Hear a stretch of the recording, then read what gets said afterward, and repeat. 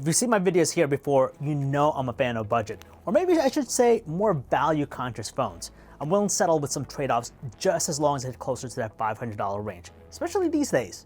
This is why I'm in love with the Pixel 9a, especially after I reviewed the iPhone 16e. I'll explain more in my review right now. First things first, let's talk about the Pixel 9a price because it really does matter for a phone like this. For $499, Google is offering a seriously compelling package that has more value in my opinion over the $600 iPhone 16e. You get a flagship chipset, dual cameras for more utility, and in my opinion, better AI features as well. And oh yeah, you have more colors to choose from, like this peony one I'm using. I'll be talking about the design as a whole later on in this video as a reason I don't necessarily like the Pixel 9a. But if you're talking just about what you're getting for the price, there's a lot to like here. Another reason I've been liking the Pixel 9a is because of the display. Not only is it bigger than the Pixel 8a with a larger 6.3-inch actual display, but it puts a lot of other phones in its category to shame when it comes to brightness. Our lab measured a peak brightness of 2076 nits, which makes it much more visible outdoors when the sun's out. It's spring, everyone is outside, you need a phone that you can actually see as you're out and active. Best of all, it still looks fluid thanks to an adaptive 120Hz display refresh rate, unlike the iPhone 16e that's still stuck on 60Hz.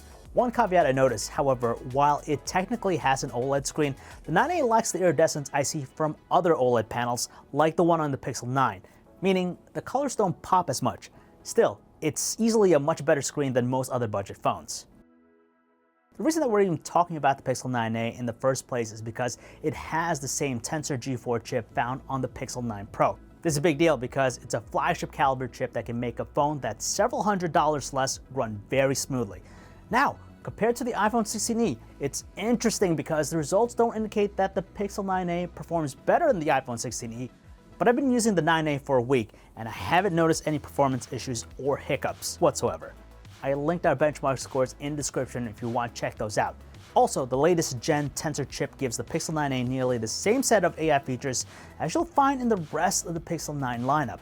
It's running stock Android out of the box, but the AI features really add more value here, which I'll go as far as say are better than Apple Intelligence features on the iPhone 16e. This includes AI-assisted photo and editing features such as Magic Editor, Auto Frame, Reimagine, Photo and Blur, and Pixel Studio, which I can now generate images with people in them. Beyond that, you have Call Screen that leans on Google Assistant to take phone calls for you, Circle to Search to look up stuff on your phone without switching apps, and Gemini Live. And oh yeah, did I mention you get 7 years of software support?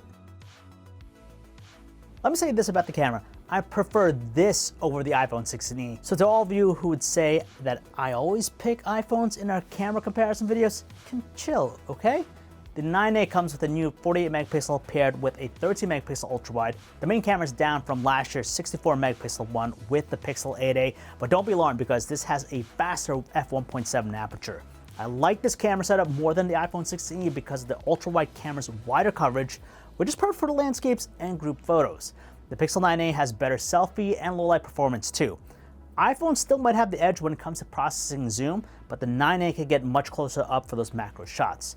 On top of all this, 9a comes with the same AI-assisted photo features as the rest of the Pixel 9 series, like AdMe that makes it a breeze to stitch in the photographer into the shot.